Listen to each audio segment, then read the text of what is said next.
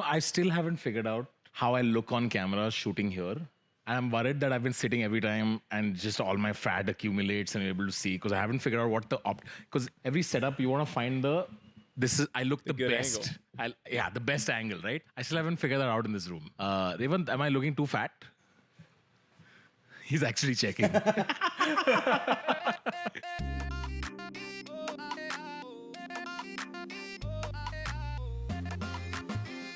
We've got Sahil Bloom. We've got Advait Vishwanath here. I'll do a bad job of this. So can you please tell everyone who you are, what you do, and why are you so handsome? I can do my best. I'll do my best. I have a tough time identifying what I do. All right, I'll do my version. All right, you tell me what I got right. So Sahil grew up obviously on his path to becoming a supermodel, and then somewhere around his dad gave him a baseball and said, "This is what you do now." And then you were gonna be fucking Barry Bonds is the only baseball player's name that I actually know. Yeah, am I right? Barry Bonds was pretty good, right? Yeah. And then there was some kind of injury or your mother said, no, you got to study as well. I'm going to go with the injury maybe. Indian mom, right? So probably like, okay. You need to study, stop. Unless it's cricket, it's not interesting. Yeah, there's a bat and a ball, but it's not the same. This is pretty good. Then he had to quit baseball and then he worked in finance and private equity. I know this from the My First Million podcast that I saw of Sahil. Good podcast. And then you quit that because why should you finish anything that you started, right? And then you started. Why make my Indian mother happy ever? Now you make all kinds of super interesting content. He's immensely prolific on Twitter. Adu was saying he won't say this to your face, but before he showed up, he's like, dude, I love his threads, man. I really love his threads. No one can admit that they like threads. That's the key. Yeah, a dude telling another dude that he likes your Twitter thread is the highest level of compliments. That's true. We're almost in a relationship now. I feel like it's like we're basically dating. I am an investor and writer, content creator, I suppose, and I suppose an entrepreneur. I run a $10 million venture fund where I invest in pre-seed and seed technology startups all around the world. Most fun, I suppose, is I create content across a number of platforms, mostly written content in my newsletter, Twitter, a little bit on Instagram, and currently writing a book is my big project. Awesome. Adu? I am overwhelmed because I don't do so many things. I just run one company and we're building something in social media and we're starting off stuff for creators and it's called Supershare. It's called Supershare. You guys should check it out. You guys should check out Sahil as well. Sahil Bloom, welcome to India. Thank you for having me, man. So happy to be here. You look great, by the way. Hey, thank you. This is a great angle for you. The lighting's perfect in here. It's a great setup. Before Sahil came, Sahil texted saying that, hey, I'm here and, let's do a podcast, etc., etc. But we were discussing what do we talk about. And he's like, I want to talk about India and, how India's crushing it. We're going to be a global power, etc., etc. And I'm like, all you fucking NRIs, you just show up and you just want to say all the loveliest things about India, but nobody wants to live here. Yep. So my question is, when the fuck are you moving, Sahil?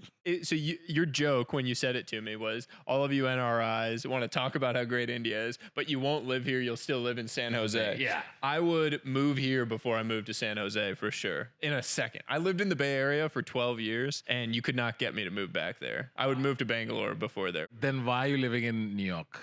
My wife, man, my kid, my wife, my family, her family's there. It's hard. It's the same thing with Indians that like to live close to home. It's like all of the social connection is right there. We move abroad to get away from our family, actually. Well, because you spend your we were talking about this earlier with you. You're like, when you spend your whole life in one city and you're just close to your family there. Indian parents, my Indian mother, when I go home, I might as well be 12 years old again. My mom still treats me like I'm 10. Like, oh, are you eating enough? You look so frail, you look skinny, like you fall through a crack in the floor if you don't. And so you have to get away. Sometimes it's like the Indian parent thing. It's just there's a very I still live aggressive. with my mom and she's in Bombay, so I'm still Does she still treat you like that? She wants to make all your meals and everything, or what? When she's home, it's actually kind of nice actually when she does. I think it's like what I realized when I was in college is that if you go home for a few days, then they do this. If you're there all the time, then they get bored. They give up on you. My first question is, why should creators run funds? Why can't they just shut the fuck up and mind their own business? They could do that, I suppose. Stay in the lane.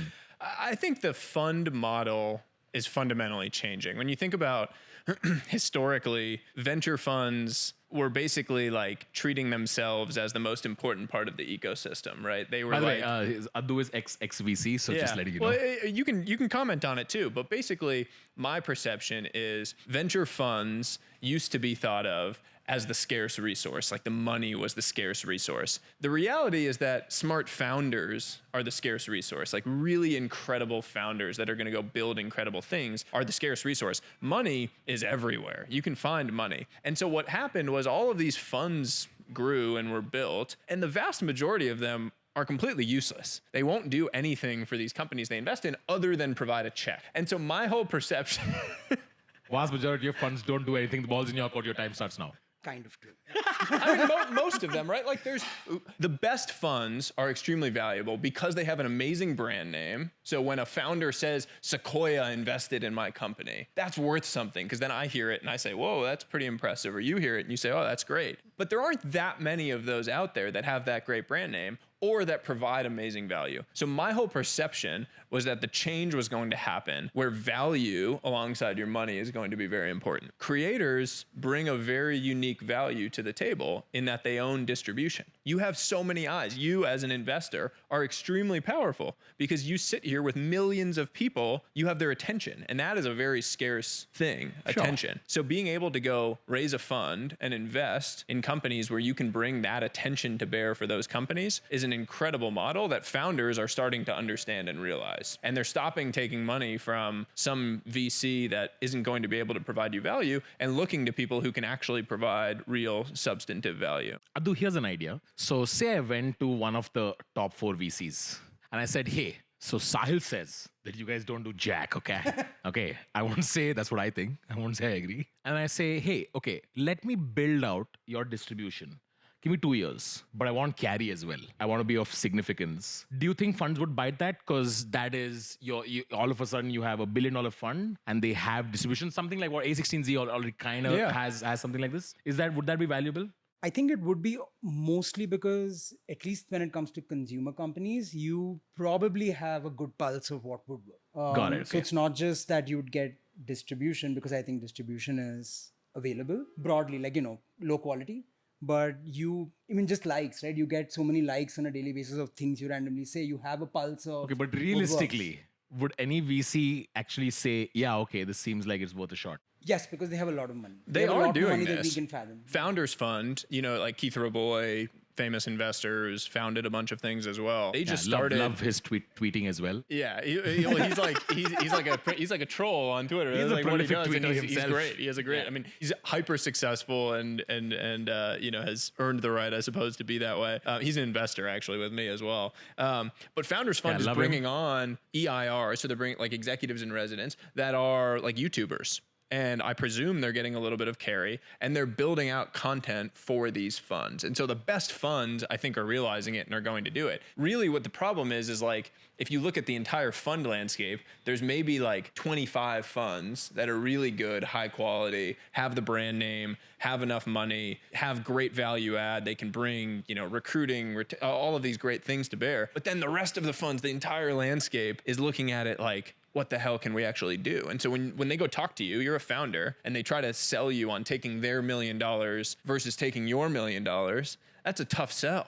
Yeah. It's like, why would you take that? I don't know. From someone else. By the way, Abdu is co-founder of Supershare, and I have invested in Abdu's company. Like, if I came to you and I said, hey, I have $2 million, would you take money from me over any of the investors that you would have generally taken money? In my case, for sure, because we are also in the world of content. But even more broadly, I think you'd win simply because there is always that X factor of what you can provide, right? Like, I don't know what I'd get from you. I know what I'd get from most VCs. Now, the second problem it's the check size is the question. So like leading a deal, I don't know if a founder would want creator to just lead their deal and be the biggest check. But Unless to write $100K, a small check, and be able to create a bunch of value with that, it's pretty compelling. Now, the other side is if I had, say, $100 million, right? Which is the whole, you start a small fund and then you want to keep growing it as you get better at deploying cap. And at some point I'm invested in 50, 60, 70 companies. My value per company is at risk because I'm not going to be able to provide value to 70 odd companies. So as a content creator, this is a thought experiment. Would it make sense to start some distribution which is faceless such that can be automated? So if I'm going to raise $100 million fund and I take 2% management fees, I should literally take the management fees to build out distribution that's not me centric. Does that make sense? Yeah. I mean, I think it's smart. It's the biggest challenge of being a creator and running a fund. All of these creators that have raised rolling funds or that are investing is that they're going to invest in 100 companies, and you can't possibly make YouTube videos or write tweets about 100 companies. Your entire feed would just be a bunch of shit about random companies, and all of your audience's eyes would glaze over and not be listening to it. Yeah. So, I mean, the reality is, Sorry, I said Gary Tan and I stopped. Gary Tan started a YouTube channel to service the company, which I just really like. It's really good. Go on. Yeah, I mean, I do think it's difficult, though. That's the biggest challenge is when you have a lot of companies you've invested in and they're all expecting something from you in some way, those expectations can get a little bit out of hand. And so making sure that you have the resources to actually back up what you're saying you're going to do is the biggest challenge. And for creators, it's not your full-time job. Say you were going to raise a $10 million fund. That's a tiny thing that you're doing alongside all of the other ecosystem stuff that you're building, your branded content, any specials you're doing, YouTube videos, all of the other stuff. And you need to continue to focus on that stuff because that's the value, continuing to grow your audience. I think you can get sideways on it very easily if you build it the wrong way. But like, I have a question. Like, in my opinion, Tanmay, I mean, and correct me if I'm wrong, Sahil, I don't think companies need free distribution. I think even an unfair advantage in distribution is great. So even if Tanmay has 70 companies invested in, and let's say he can meaningfully do stuff for 10, he still can get a very easy entry into other creators because most creators sort of are friends, right? And that, in my opinion, is also differentiated. Yeah, the network is a huge, huge benefit that gets brought to bear because you know all of the really important people in all of these different circles, both investors and creators and just important founders, whatever it is, that network that you're now able to just easily with one WhatsApp message, connect them into the right people. That's a huge value for these founders. Not everybody is the best at marketing. The easiest thing that I find is telling them that this idea is bad and here's why. And if you can be really articulate with that, and like most really cool smart founders, they're able to be like, that makes sense. They don't get offended when you say that? It's like their baby. It's like you telling them their baby's ugly. My job is to tell them my honest feelings, right? Yeah. Otherwise, what's the point?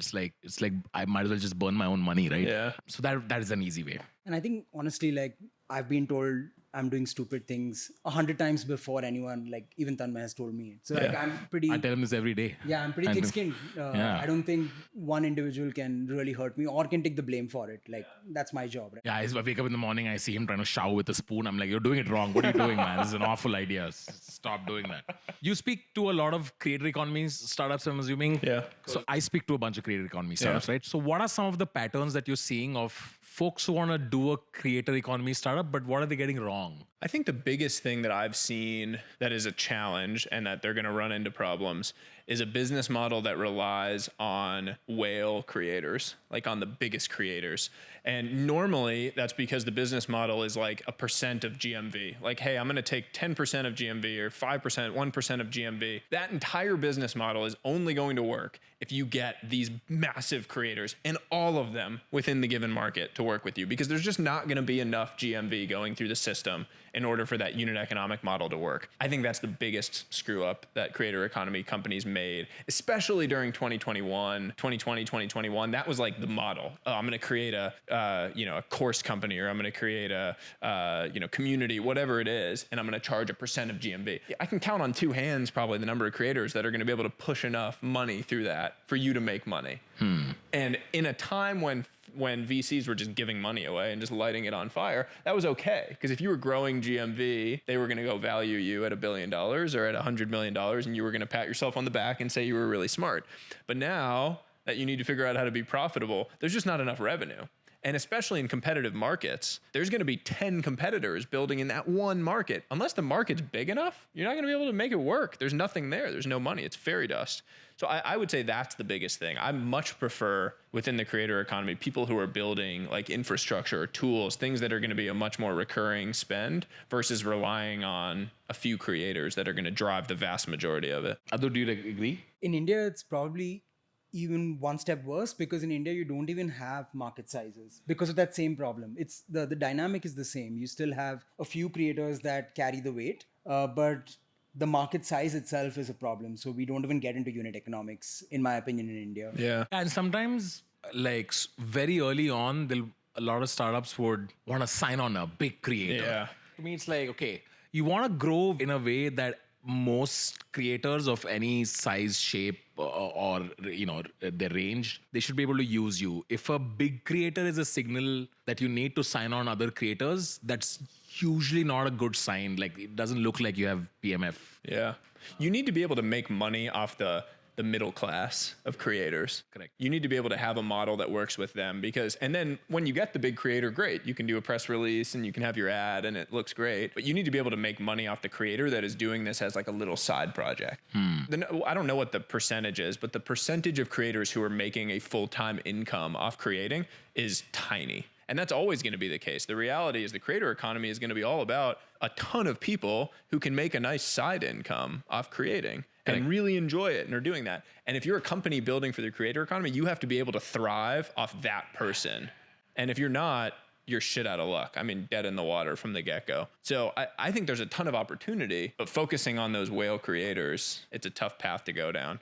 I would love to see more community-focused creator economy startups. Like a tool that I wish existed was an easy way for a creator to build a micro community around an idea and interact with the people in that community. Right now, there's like 500 of these. Right now, you're like there might be 500 of them. I've never heard of it. Like it's right now, I have to go on Discord, which I fucking hate. Yeah, Discord sucks. Discord sucks. Or I have to go on Slack, which feels like I'm in a corporate environment. Or I have to go on Circle, and it's like a web app. There's not even a freaking download on your phone, and it just sucks. Or you're in a WhatsApp group, and then it's a cluster. And so like nothing, I haven't experienced anything that's super easy for me to just set up. Like say I want to build a community around badminton. You're saying you're playing badminton. I want to be able to, like, with my audience, we're going to play badminton every day for the next 30 days, and we're all going to be checking in with each other and sharing pictures of our, like, time going out because I'm going to engage that way. Even if I have only, like, 1,000 person audience, hey, a few hundred of us are all going to do this together. There's not a really easy way to do that,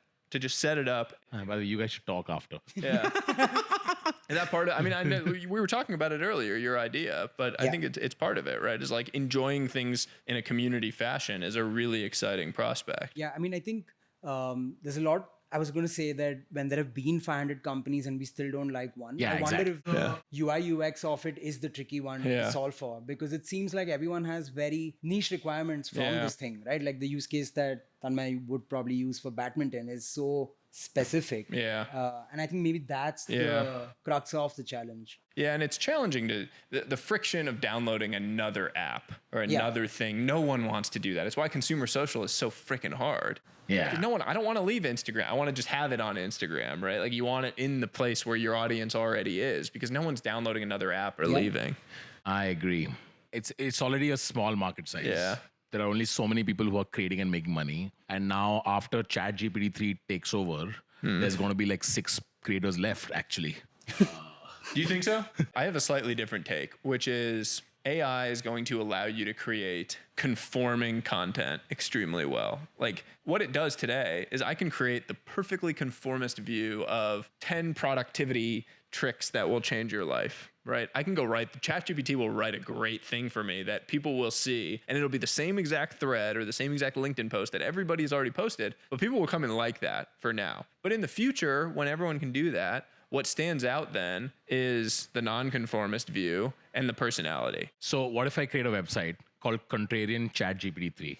Okay, here's what this website does. Say you make you want to make a post about productivity hacks that you should try, especially in the morning. Okay, this website, what it does is, here I go in input. This website goes in and inputs this 50 times in ChatGPT 3. Okay, then writes a contrarian version of whatever has been written.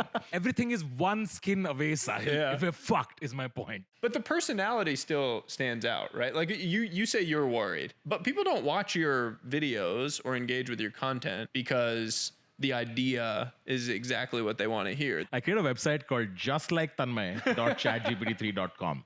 Okay, where you go, by the way, someone must have built this, where you can input someone's whole personality. You know, the thing that everyone likes you for. Input that, and train the model to output something based on it. Like if someone sat and transcribed all my jokes and put it in ChatGPT 3, and someday it'll figure out Hindi as well, so it can do this multilingual thing. It can just here's a joke that Tanmay would say. Do you think it'll be impossible then, if you're worried about this? I would argue then that people that have already built their platform and audience are at an enormous advantage. Yeah. Because now you can use this stuff to amplify shit you're doing already Correct. and accelerate it. And someone who's just starting out is going to have a lot of trouble going and building because they're going to have a sea of competitors now. In fact, someone, Paras Chopra, who's founder of Wingify, he said something super interesting. He said that I went to him like, yo, am I unemployed?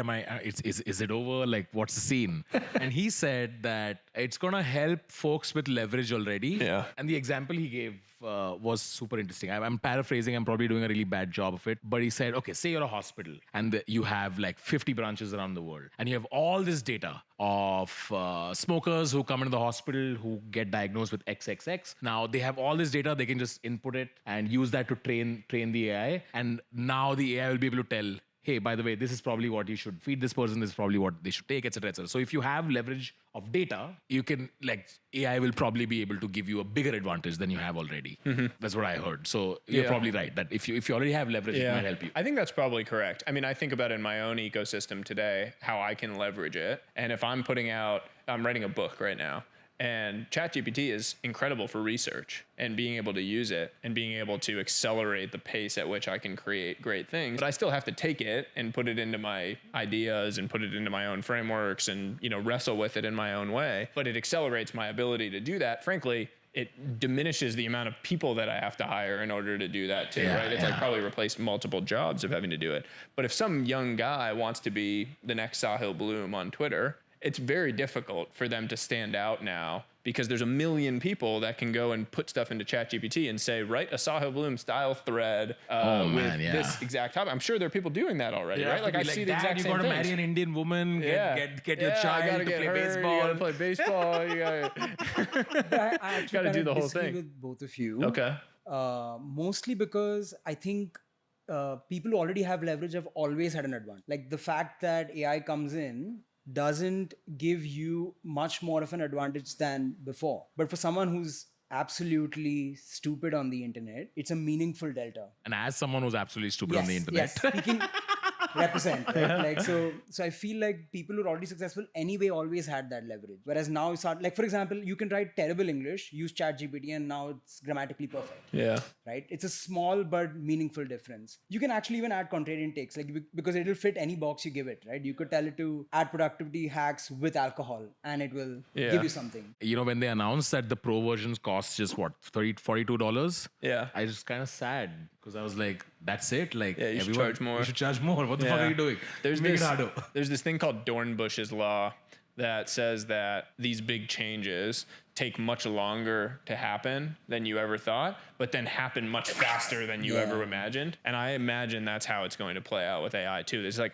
right now we think it's all going to happen tomorrow, but it's going to take 5 years, 10 years. But then it's going to happen overnight. But what if the last 10 years was the thing? That's what you have to worry about. That's what you have to worry about. Or AI is the next Web3 where everybody's like, oh my God, I have to value every AI company at $10 billion. And then they realize the emperor has no clothes. I saw some funny meme yesterday. You should put this in one of your meme things. It was like a guy having his mask pulled off that was like, we're an AI first company. And then the mask got taken off and it was like API call to GPT-3. It's like that's all they're doing, all these AI first companies. So it's hilarious. We'll see. I think people are going to reject it. I think there's going to be like this wave of it swings one way and we're going to have worlds where that is happening. And then humans are going to say, oh my God, holy shit. Of course. What have we become? That's with the Etsy of creativity, right? Yeah. Like in a world of Amazons, you need the Etsys, which is, this is made by a dumb human person, a real person. And it took 6 months to send it to me because they handcrafted it. This person scored 650 on their SATs, barely intelligent. Like I think dumb poetry. But they're very good at yarn. Great knitted sweater. Like, I think misspelled words would be like look how badly the spelling is. Isn't this you amazing? can train a ChatGPT to do that too, to say like make mistakes regularly. The pratfall effect is like this thing that says that humans like it when someone that they view as amazing makes mistakes, because it like makes you feel like they're human. But you could just tell the ChatGPT, hey, like put some spelling errors in this thing that I did to make you feel good. That's scary, man. What is your health routine like? I read somewhere that you're doing all these cold plunges and shit. I get so jealous of folks who live abroad and they have room for Get a cold. one right here. Right Put it here, right in right? that corner. It'd be perfect. You'd have a great spot yeah, for here, it. It would right? fit right there. That would be really good, actually. It would be a perfect spot for it. Fuck, but I'd have to be naked on my terrace. You don't have to go full naked. You just go into undies. Oh yeah. do you do cold plunges? Yeah, every morning. Every morning. How long? 5 to 7 minutes, depending on the What morning. temperature is the ice bath? 39 Fahrenheit. So what is that? Like 3 Celsius is the water. 3 degrees. It's cold. It's cold as shit. Oh wow. Okay. Yeah. So every morning for So I wake up in the morning, and now it's a lot harder because I live in New York and it's cold outside, and my cold plunge sits on my deck off of my bedroom. We have a deck that overlooks the backyard, and the cold plunge sits out there. And so I have to like open the door, walk out, and outside it's -2, -3. It's really, really cold. And so I have to go outside in like a bathing suit and go get into this cold water every single morning at like 5 in the morning. I go and do it right when I wake up. It's like the hardest thing that I do every single day, but then the best thing. Like the feeling when you get out of that thing is the most incredible sensation. once you get out. Yeah, I mean, in it, you kind of have like a zen state. Getting in it is the hardest part. Honestly, for me, opening the door to go outside is the hardest part. It's cold, yeah. Yeah, and because like it's just going to be uncomfortable, it's painful, and you're standing inside. It's nice and warm, and it's nice, and you're going out to go do the hard thing. But it's like a lesson on life that the hardest thing is just getting started. It's not actually once you're in it and doing the thing. But the science behind it is pretty amazing. This whole idea of like dopamine that everyone's talking about now, it's like Anna Lemke is the Stanford professor, wrote this book, Dopamine Nation. The way she talks about it is basically that pleasure and pain are attempting to be in this constant balance in your body. And when you're sitting around scrolling social media or It's just all doing dopamine. whatever it is, you're getting these really cheap hits of dopamine that you didn't really have to work for. And we get these wild then swings, depression, anxiety, all of these negative things, feeling really down, that come because we're not earning that dopamine. You're not working for it. It's just being handed to you. And it's the same thing with all of these other cheap dopamine hits that we can get, like drugs or like porn or whatever it is, all of these negative things in our lives. And so the movement now, which is like this big health movement, is like earning your dopamine, doing these things that are sort of incurring, a controlled pain that then has and triggers this massive release that is lasting. And cold plunges are an example where So hang on, Sahil. So you endure pain such that there is a dopamine spike at the end of it? yeah. Okay, got it. Just like it's like working out, so you have like this post-workout high. Exact same thing. So you get like, you go for a run or you're working out, you play badminton hard and you feel this rush.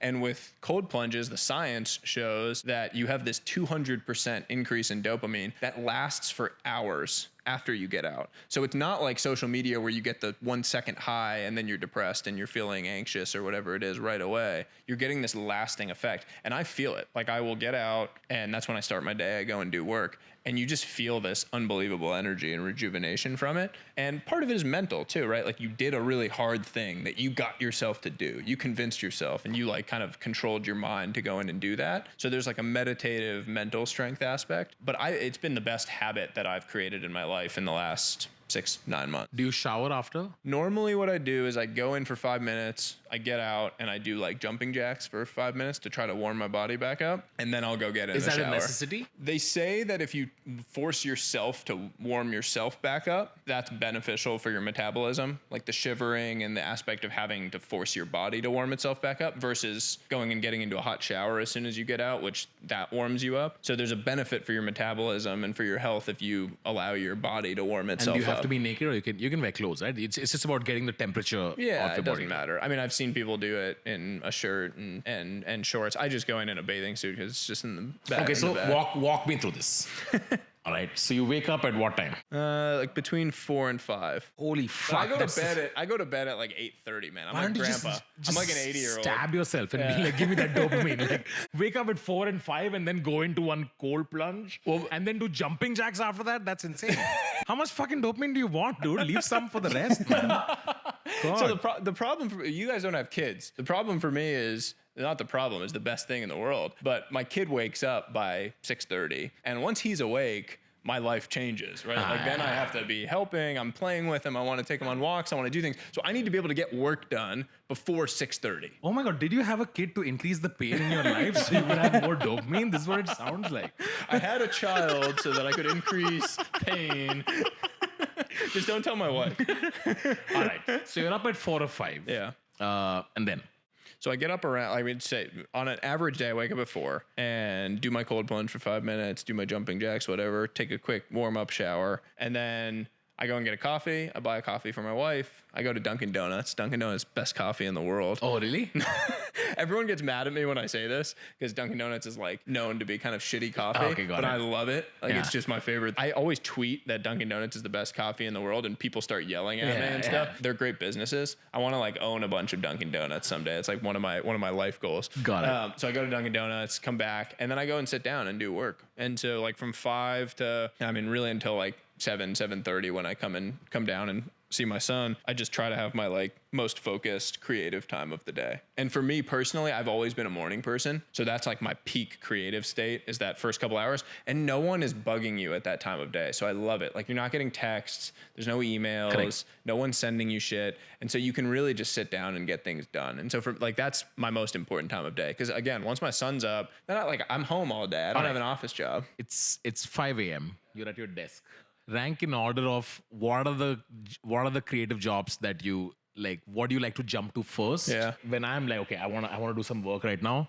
In order of enjoyment, writing is the worst thing. I don't get to that unless I absolutely have to. I love like giving feedbacks on an edit. Like I'll do that all day. I'll just watch a video and give feedback on it. I like reply to emails. Really? Yeah, I'll do that stuff first, and then eventually I get to the writing because I'm like, this thing is so annoying to do. It's interesting how different that is for me. I'm the complete opposite. I couldn't be any more different. Writing is like my escape. That's my favorite flow state creative activity. And that's my primary activity. So right now I'm working on a book. And so that's my biggest, like every morning I try to spend at least an hour or two just focused Pick writing. up where you left off yesterday. Yeah, or just, that's really hard to do actually with a book. I'm fucking struggling with that. I can't write it chronologically because you don't know what you're going to be drawn to on a given morning. And with a book, it's like a big piece of work. And so one morning I might be drawn to like chapter 17, like the end piece, because I had some idea while I was asleep that was important to me. And you just never know what's going to be grabbing you that morning. So I jump around and it's a mess. I mean, it's hard. It's a big, different project. So you get into the writing first. Yeah, I get into the writing first. And then what do you do once you feel like, okay, you got an hour of writing? Yeah, I get in my hour of writing, and then normally I try to have like a second hour of the morning before I go downstairs, which is like all of my kind of like check-ins on different creative stuff that I have. So like Twitter, LinkedIn, Instagram, like all the platform stuff, newsletter, whatever it is. I'll do my like daily posts basically. Like if I try to basically just have a daily habit of just being consistent and posting things, and so I do that in that next You hour. schedule them. I don't actually do things in advance. I'm not good about doing things in advance, man. I don't have shit planned for next week. I don't have shit for like tomorrow even. I just sort of like sit down and I'm like, oh, what am I thinking about? Whatever. And I'll go write. And I have a board of different ideas I have, and then I'll go try to create stuff. But I suck at creating things in advance. I need like a little bit of the procrastination and the pressure. And then I go hang out with my kid, man. I go like, that's my favorite thing. But he's like 8 months old. Yeah. So But he's starting to interact now. Now he's starting to get this fun. is the age where like he knows who you are, and he's like learning things, and you can tell he's like trying to talk, and he's trying to like run around, and he's punching you, and like he's becoming like a full idiot like I was when I was a kid. And I love that. Like it's so much fun. And so it's like the benefit of being the flexibility of my universe is that I can do whatever I want, whenever I want. I don't do phone calls. Like on Thursday is the only day when I do phone calls. So you don't work after 7:30 a.m.? No, I work, but like it's in 2-hour blocks basically is how I schedule my day. And because I don't do phone calls, I don't have to, I don't have meetings on my schedule basically. Thursday you don't do is the calls? only day. Thursday is the only day That's when I the do only calls. day you take calls. Yeah. Really? I won't do a call. Yeah. Thursday. That's when I do all my fund calls, all my like investing stuff, everything. How do people respond when you text back saying, yo, It's the funniest thing, man. Well, I mean, a lot of people, because what I found, the reason I stopped doing calls was because I looked at my calendar. I do this thing called an energy calendar where you look at your day and you mark like green, yellow, or red for whether it was creating energy, neutral, or draining energy. And I looked at it at the end of the year, and basically all the energy draining shit was phone calls. And most of those calls were the like get to know you call, you know, chit chat. Oh, like would love to chat. And there was no purpose to the call. It was just like, go get on a Zoom call. And I hate video chats and I hate phone calls. And so I was like, look, I will meet with anyone in person. So I will do that during the week. Like I'll go into the city, into New York. I live right near New York City. I'll go into the city and meet with people face to face because I love this. I get a ton of energy out of meeting people. Love you but too. I freaking I hate sitting on a Zoom call and trying to talk to someone or like. How do people respond if you say, yo, Thursdays only? By the way, the next 11 Thursdays are all booked out. I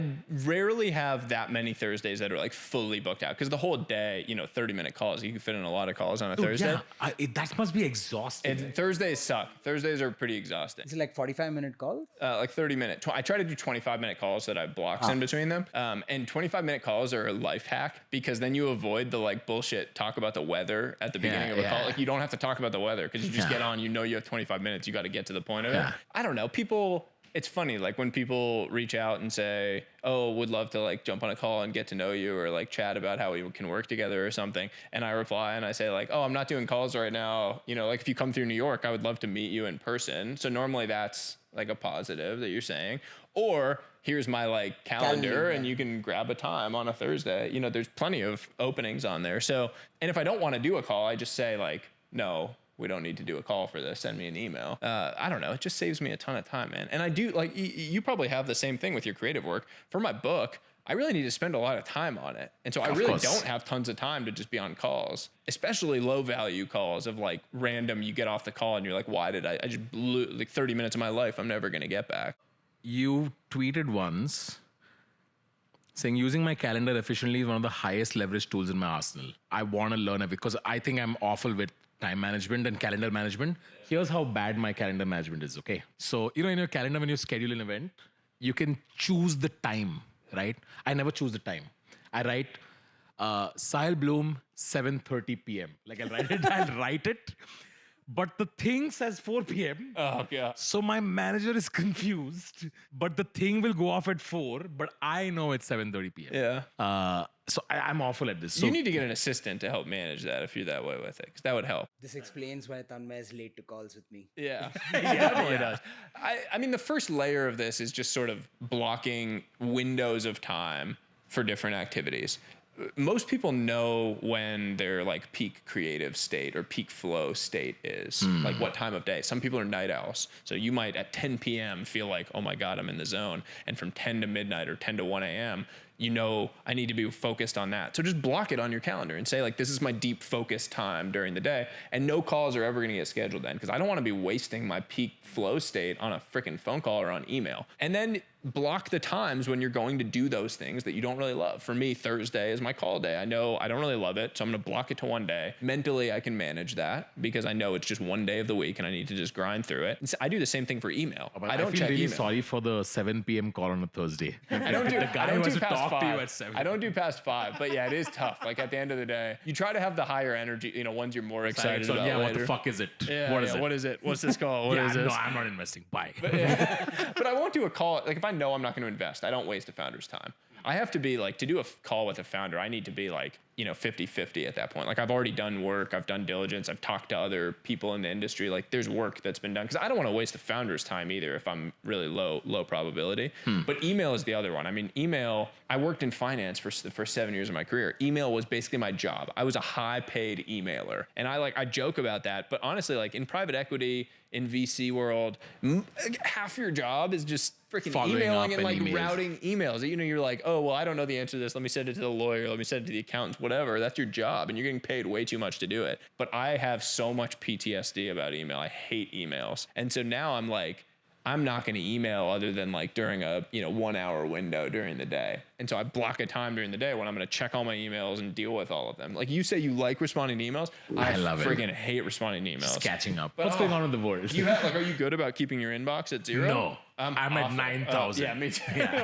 I'm not like that. That gives me anxiety even thinking about that. My wife's phone, you like pull up the mail app and it's like 27,300 emails that she hasn't looked at. That like makes my heart. I mostly WhatsApp than email. Yeah. A friend will text me something and I haven't replied for 4 days. Yeah. And then 4 days later, all of a sudden, I have a giant paragraph ready for you. Thought about it, and here's what I think. But it's the challenge of like, as you grow in prominence and as you have a bigger platform and as you're more well known, a lot of people come out of the woodwork and want something from you. Oh, yeah, all the time. And that's a challenge because they're your friend from the past or it's someone you know and you want to be helpful because you're a nice person and you want to feel, you want to feel like I'm a supportive friend or doing whatever, but you can't. Like if you said yes to every single thing in your life that was coming. Something else that's more important. And for me, my son being born was like the ultimate way for me to cut through the noise on everything in my life. Him being born meant that like anything I do, anything I say yes to is a direct trade-off of time I'm spending with him and my wife and that other thing. So that other thing better be really fucking important, excuse my language, in order for me to go do it. And that's like, it's the ultimate clarity in my life is just thinking about like, okay, what am I trading this time for that I'm never going to get back? He's only going to be 1 or 8 months old this one time in my life. And I'm trading that. So this other thing that I'm trading it for better be damn good. And usually on most calls, one person needs the call more than the other. But it's disrespectful to the other person. Like my whole thing was I'm doing all these calls where I'm not that interested and it's disrespectful to them that I'm not that interested. Like I'm sitting there and I'm doing multitasking, email, whatever. It's not cool. It's wasting their time as well. And so I don't want to do calls that are going to be like that. So just avoiding them. You clearly had a moment where you were decisive about saying no, and that too in very unconventional ways, right? Did you have anxiety about flipping that switch? And do you do you think that was unfounded if at all you did? Yes, I had anxiety about it because I came from a background in finance and in my own career in life where I thought I should say yes to every single thing. I'm brown, man. So like collect every single dollar you can get. I'm not going to turn down a single dollar. Like neither one of my parents are entrepreneurs. So all of their money was income over time. And you need to just make a little bit more money every single year. And so that was my mindset, and turning down opportunities that were going to pay me feels insane. I was like, what do you mean? No, I'm going to do that $2 an hour thing, that whatever the activity is. And so it was hard for me to make that mental switch originally. But once I did it and I saw the benefits of it and I saw how all of a sudden I had energy for the $10,000 an hour work or whatever it was. He had a kid so he can say no. Dopamine, it was for pain. I had my son for pain, for dopamine, and for saying no. That's what you got to take away from this podcast episode. All right. So, any tips on how folks should manage their calendar? By the way, this energy thing, what you just said, can you repeat that in a sentence? What is it that you do? Yeah, so I call it my energy calendar. And so all you need to do is at the end of a day, start on a Monday. At the end of the day, go back and color code the activities from the day based on whether they created energy from you. You put them green. If they were neutral, you just make them yellow. And if they drained energy, you make them red. Do that for a week, so 5 days in a row, and then look at the calendar and look for trends. So look for the activities that were generally creating energy for you. Look at the activities that were draining energy from you, and then the neutral ones is okay. And so the energy draining things, those are things you're going to try to remove from your life. Either delegate or just figure out how you can delete them or how you can minimize their time. Like with email, blocking it, or with calls, putting it onto a Thursday. The things that are green, you want to spend more time on those. You got to figure out like, how can I get more time on my calendar? That's that stuff. If it's, responding and editing videos, recording videos, you want to spend the most of your time doing those things. And then neutral, you either delegate or you can just continue to have them, and that's fine. It's not killing you. Can you build tools on top of calendar? I think so. I think you can. Yeah. So do you do them physically, or do you at the end of the day sit and color code them? That sounds like I mean, once you know it, once you've done it for a week, you've kind of figured out what the trends are and you create a pattern in your mind. You don't have to necessarily keep doing it. There are tools, and certain calendar apps now allow you to just do this quite naturally. I use VimCal, which is a cool calendar app that I've really enjoyed. I think Cron allows you to do this too. It's another new one that I think Notion maybe acquired. But there's a bunch of tools that allow you to do this stuff. I think Google Calendar, you can do this now, and there's like an easy way to do it. I think it's a powerful thing for a lot of people to do. What are some of the productivity tools that you use? I'm not big on productivity. Yeah, neither am tools. I. That's why I'm always fascinated when people use it. Like, like Ali Abdal, he's like a friend of mine, and he's like the productivity guru. These guys he posted a picture of like some board of like bullet journaling, and I literally like I felt my stress levels just rising in my chest as I looked at like all the different columns. I was like, oh man, my like brain is spinning. Stop it, Ali. Stop it. No, I was just like, I can't do that. I don't know what this is. No, I mean I use Notion. I probably use Notion at like a first grade level versus what its capabilities are. I use Notion like a Google Doc. Yeah, that's what I do. I go and like drop random shit in there. But really what I do is like, I'm out on walks. I'll have some idea or I'll be listening to something. I send an email to myself. That's like how I track a thing. And then like later in the day. He's as bad as me. This is what later I do. in the day I'll go back. And now I have a chief of staff, so I'll send him an email and say, hey, can you like log this wherever it needs to go? Because I use Notion to keep like a central idea repository basically. And now that he's working with me, it's easier because I can send him an email and he'll log it in the appropriate place. It's tagged so we know where to find it. There's a story I heard on another podcast with you about meeting Tim Cook at a gym. Can you please tell that story? I want Abdul to hear it. Flashback to 2014. I had just gotten done at Stanford. I took my first job working at a private equity fund right in the Bay Area, right in Palo Alto, right next to Stanford. I'm big into fitness. I really care about health and fitness. And I had played baseball, and so I was trying to stay healthy and stay strong. And I knew that this job, it was a first job in finance. And when you start out working in finance, you're going to work like 100-hour weeks. That's just what you have to do. And it sucks, but it's just part of it. It's part of the learning. And so I knew that once I got to work in the morning, I was going to just be there until super late. And so if I wanted to continue my health habit and going to the gym, I was going to have to go really early in the morning. And so I joined this gym right nearby, the Equinox in Palo Alto. It was a nice gym. And I decided like, okay, I'm going to get there every single morning at 5 a.m., right when it opens. It opens at 5, and I'm going to work out until 6, and then I'm going to get to the office by 6:30. I'm going to be the first one in the office, and I'm going to work my ass off and do well. So I start doing that. Basically, at 5 a.m. at the Equinox in Palo Alto, there was like 6 or 7 other people who were there every single morning. It's the same exact people. Because how many people are crazy enough to show up at the gym at 4:50 to have the doors open and all walk inside? There just weren't that many. You're there at the same time with the same people, you talk to them. And so I would like talk to all the people that were there, whatever, and like never asked what they did or what. It was just gym chit chat, whatever. You're in the locker room, you talk to people. About 6 months of doing this, someone comes up to me, and I'd been talking to this guy, out in the gym, and someone comes up to me and is like, oh, do you know who that is? I was like, no, I don't know who that is. I'm not in tech. Like, I don't know who that is. And they say, that's Tim Cook. He's the CEO of Apple. And I said, God damn it. You didn't know what Tim Cook looked like? I didn't know who he was. I wasn't in tech, and he wasn't that famous at this. Is 2014, so he was a recently new CEO. He wasn't the most famous CEO in the world, one of the most famous CEOs in the world that he is today. And he didn't wear glasses in the gym, and he wears glasses in all the presentations, so you didn't really recognize him necessarily. So 6 months I'd been talking to Tim, and I had not known who he was. And the guy comes up to me and says, oh, that's Tim Cook. And I was like, shit. I've like been probably being an idiot saying stupid stuff to this guy for forever. I've been telling you, you should have protein after you work out. Yeah, I should. No, and like, oh, I love my Android. This is great. Whatever. Like, look how great this Android is. Oh my god. One day, just bang his phone. Like, shit doesn't work, man. My Lenovo laptop at work is like, it's so great. I love it. No, but so I've been talking to this guy for a while. So then I found out who he was.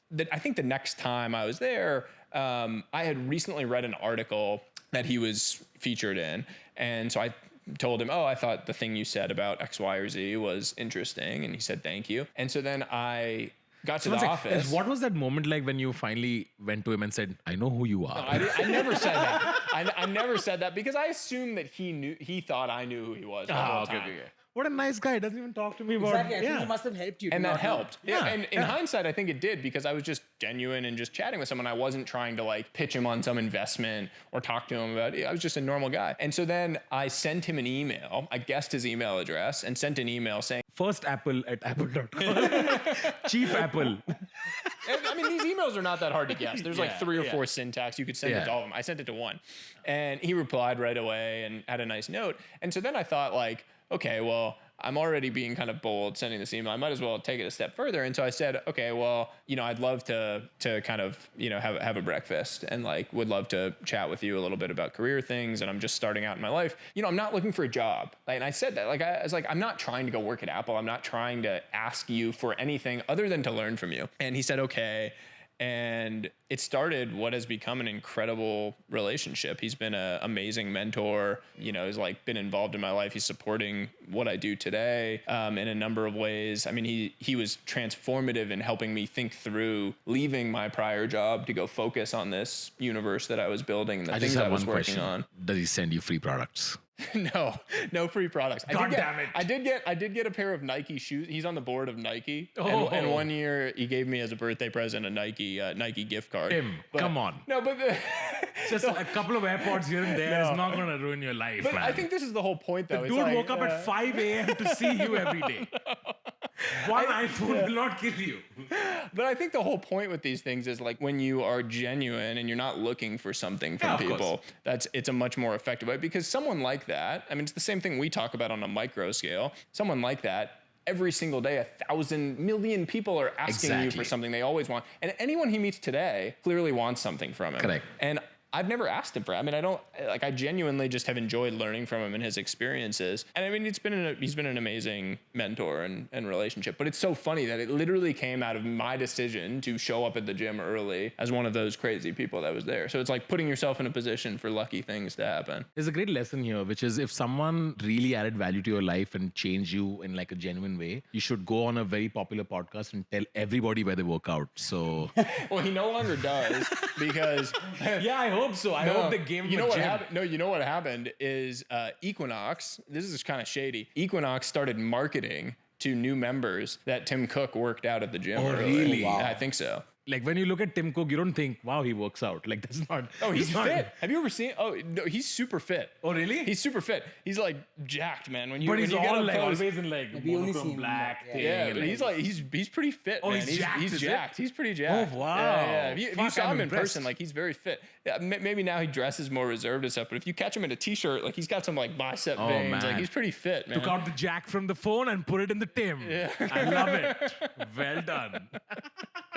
I think that's immensely cool that Tim Cook was like, yeah, come, let's do breakfast. Yeah. Yeah, it's very cool. Yeah. I mean, I figured once he realized you knew who he was, he might have pulled back, Yeah. but it's impressive. But it's I think pretty cool, yeah. It was probably at the time in his life and his career where like he wasn't yet at the level where he is today, where a million bajillion people are looking for that from him and pitching him on things and always want. And it's hard to figure out who's genuine at that scale of your life, and it's really hard for those people to have real friends. Yeah. Because you never know course. who's just looking for something from you, who's making a transaction. And you gave a 6-month exam in the friendship test. Like, accidentally. It's funny. I mean, things work out as they should, I have a suppose. question. But yeah. Like, I've never had a mentor who is that successful, right? So I'm just curious, what kind of questions do you ask someone like that? Because you can't ask tactical stuff. No, I mean, right? I think the term mentor is like overused and overplayed in general, right? Like it sounds so formal, like I'm going to sit down with you and ask you, here's my set of questions for today. Yeah. And that's not what mentorship is. I think much more of like you have a personal board of advisors. Like you have these people in your life that you can look to for different things. I don't see him, it's not like I'm texting with him every single day. I don't see him, once a week or back then I would see him most mornings, but now we live further apart. You don't see the person that often. And so it's much bigger picture. Like that's like you get together and you're asking them about the trajectory of your life and much broader ideas. And, when I was thinking about leaving my old job and going to do this new thing, he was really helpful in helping me think through that big picture. But then you need people in your life that you can text the tactical shit to and say, like, I'm struggling with this, or this. Like, can you help me? And so I think you need to create a portfolio of these type of relationships. It can't just be that you're relying on one person for it. But like people always have this thing of like, will you be my mentor? It's not like you're asking a girl out on a date, like, will you be my girlfriend? It's too formal and it scares people off. Like, I don't think you can ask someone to be your mentor. They get scared away of like, that's a big commitment. I don't know what that means. I don't think it needs to be this like big formal thing. by the way, Sahil's Twitter threads, I went through the most popular ones. Okay. There's some amazing stuff. Okay, some of these have like 20,000 retweets. This is really, really amazing stuff. There's one quote that I found. Never let the quest for more distract from the beauty of enough. It's like, fuck, ChatGPT 3 came up with this. Like, it's so good. Sahil GPT. Do you remember when you thought of this and what the thinking behind this was? This was just after my son was born, which in terms of transformative moments in my life was like, I would say there was like a before my son and an after in terms of my own thinking on the world. And after he was born, I had this sensation. We brought him home and I was in bed and he woke up and I was holding him there and he was kind of looking at me. And I had this feeling for the first time in my entire life that if this is all I ever have, nothing more than this type of moment, that this would be enough, that I would never need anything more. I don't need $1 more in my life, that this was perfect. And it was the first time I had ever felt that way. I've always been, and as I'm sure both of you are, a very ambitious person. Everything is about the next goal, the next achievement, the next mountain that I'm going to climb, the next person that I'm going to beat, whatever it was. There was always more, and it was that ladder. And you get to the top, and then you're like, you feel good for a second, and then you see the next one, and you're like, oh shit, I got to go get to that. There's always something, and there's always a bigger boat. I have this friend who sold his company for, $1 billion. He made a couple $100 million. He went on this amazing yacht trip with a bunch of friends after it happened. He said it was like so fun. All the friends are getting to the boat. They're there, and they look to their left, and there's this much bigger boat. And he said they were all like, oh, I wonder whose boat that is. And I just kept having this sensation when he told me this story of like, there's always going to be a bigger boat. It doesn't matter. You can be happy, but if you're training yourself to be focused on these extrinsic rewards, these like mores, it's going to be a very dangerous game to play. By the way, that was Tim Cook's boat. No, I don't think Tim is not into material possessions, man. He's like a very down to earth guy. It was probably like Bezos's boat or something. Bezos likes boats. I'm going to send this boat to space tomorrow. Bezos likes boats. Elon Musk. I don't know. My realization was that we often allow this never-ending quest for more, for the next thing, I agree, to distract us from the beauty of right now and from the beauty of the moment. And learning to recognize when a moment is beautiful and to embrace that, stop and embrace that, is the most powerful thing you can do for your happiness. So that was why I wrote that. Never let the quest for more distract you from the beauty of enough, the beauty of this moment. And I think it's just a powerful way to live your life. And I think we should all embrace the beauty of this moment and hit that like button. Smash that like button. Beauty of enough. There is a thread that, by the way, we're not going to start going through a bunch of stuff that Sahil's already spoken about, but I thought that people would find this super interesting and they would make for great clips on Honestly Clips, which is now a new channel. You guys can go check it out. There's a great thread that Sahil wrote, okay? On his 32nd birthday, he said over the last month, he spoke to several 90-year-olds. First of all, how did you find like a buffet of 90-year-olds? Like, where does one find that?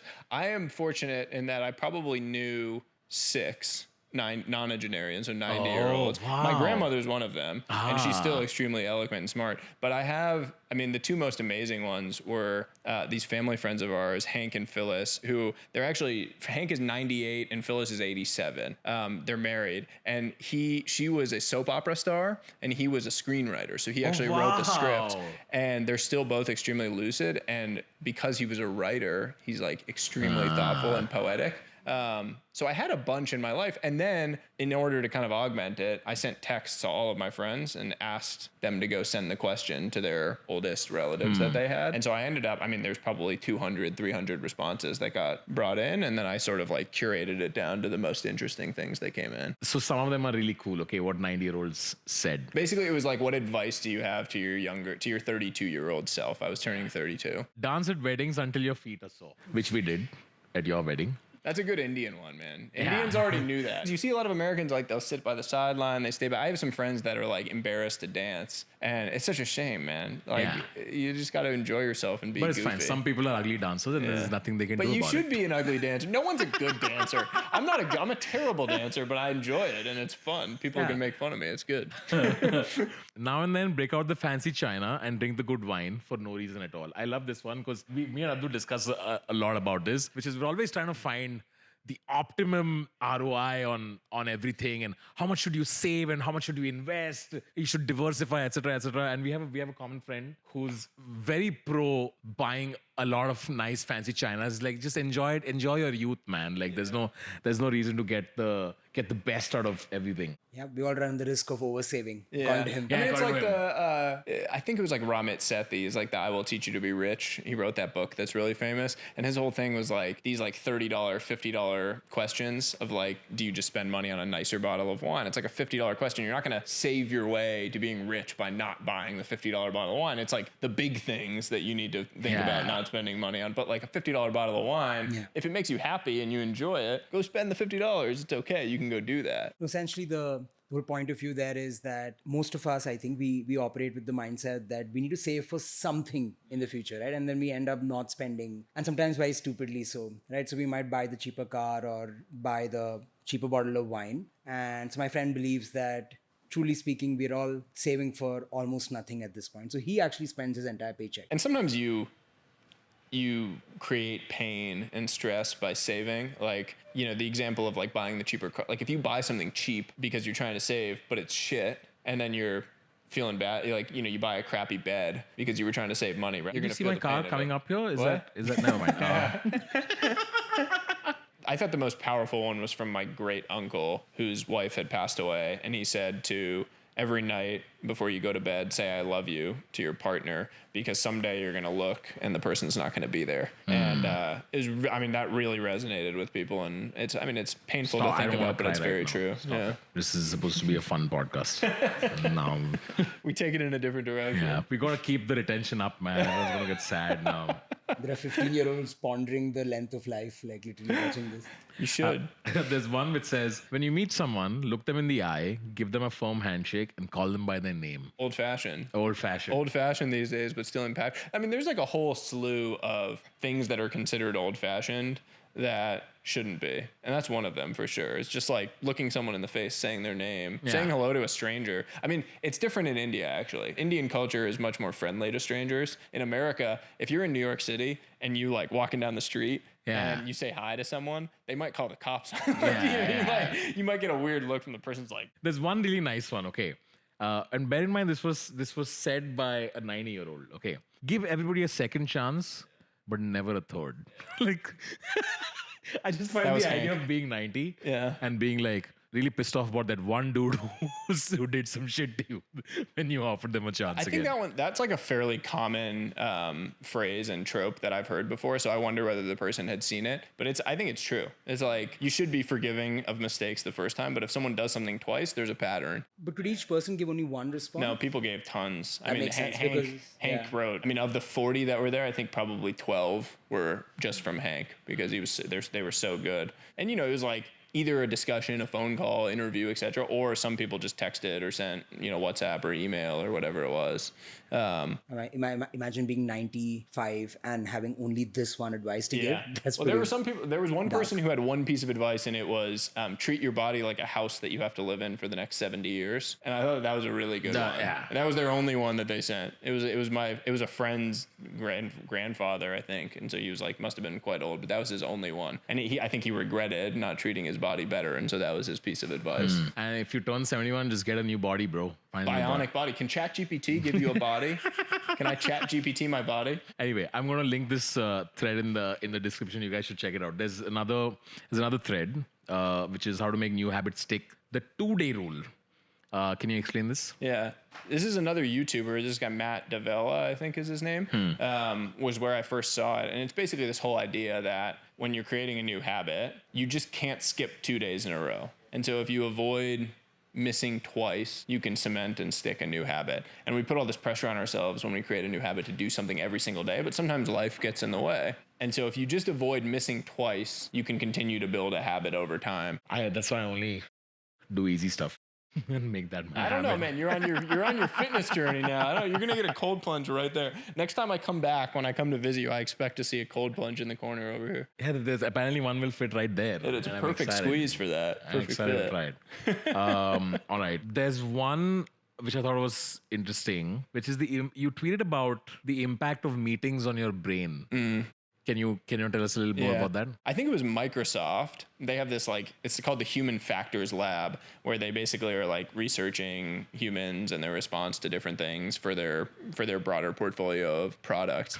And they did research on the impact of meetings on our brains. They put those EEGs, like the brain sensing headsets, on a bunch of people, and they had them go through a day of back-to-back meetings, and then they had them go through a day of meetings with breaks in between them, with like a meditation break or a walking break, just relaxation. And they measured how stress built up in the brain. And so you can see it in the images, how like red is like a very stressful activity. And when someone has to go in back-to-back meetings, there's this massive buildup of stress over the course of the back-to-back meetings, because you know that feeling where you're getting close to being finished with one meeting, you're going to have to start another one. Your brain starts having to fire to figure out what the next one is, how to wrap this one. And it just builds up. It doesn't actually ever diminish. It just like continues to steadily grow. And if you take a 5-minute break between meetings, the whole thing goes away. You just have like a very steady, low stress environment that you can see across the meetings. And so that was when I said earlier that I went to 25-minute meetings. That was the biggest reason, was I just realized there's a huge, huge benefit, both in your performance of those meetings, because now you're lower stress, you're like ready, you're present, you're not worrying about what the next thing is, and in just your overall well-being on a daily basis. So avoiding back-to-back meetings, schedule 25-minute calls, go for a little, like take walking meetings. You were talking about doing that earlier. Hugely impactful. And then they put out Microsoft Teams the next week as soon as the study came out. Yeah. And they put no break feature. Yeah. You can schedule back-to-back meetings on Microsoft Teams. They actually did build in, after releasing this study, they built in a 25-minute meeting feature into their products on the back of this research as like, okay, now we're going to plug our products on the back of this research. They built in like a shorter meeting, like a break thing. That's pretty cool, Pretty actually. smart. That's Yeah, pretty cool. Pretty smart. And before we end the episode, your most retweeted tweet is a meme, which he said, I can't stop laughing at this. And the meme is my entire day and a schedule. Yeah, I've seen this. This is hilarious. It is so fucking true. It's so true. true. It's like the single call at 2:30 when you have Oh nothing my else on God. your calendar, and your whole morning is like dreading that one call, and then your whole day after is recovering from that one. Yeah. Just that one call in the day. Oh, it's so I chicken bad. out. I cancel and You I say cancel it? I cancel it. Yeah, like 80% of the time, even I end up canceling it. Yeah. If it's It's only like- one call, Yeah. The might only as well be zero thing. calls. Yeah, that Yeah. meme is so good. The like marking out one day for all calls is like a super idea. I think I'm gonna try and do, because you avoid this one dreaded call. Because how I schedule is, I'm talking to someone and they're like, we should talk about this. I'm like, cool. What are you doing Friday? Yeah. My Friday is empty. We'll figure it out. And then either nothing else happens on a Friday, or by the time it's Thursday, it's like fully there. But the worst, it's worse when it's just one thing. in the My day. biggest issue with calls was I would do. I'm like, I'm really rich in like time a month away. And so like, you never think that month is going to come. So I'll be like, hey, in December, people were like hitting me up for phone calls. And I was like, oh yeah, it's like December 5th. And I'm like, oh yeah, how about like in January, maybe the 17th, like just make up a date. Yeah. And that's so far away. Yeah, You never exactly. think it's going to come. And so then all of a sudden it's the 16th and you look at your calendar on the 17th and it's just freaking calls the entire day because it finally came. Yeah. But you it's so much of the like, I'm going to say yes to this in the future because future me can deal with it, but future you. I do a vaguer version of this. Which will be like, I can't work on this right now. Let's talk in April. And who the fuck are these people who come back to you in April? I say that too, Q2. Yeah.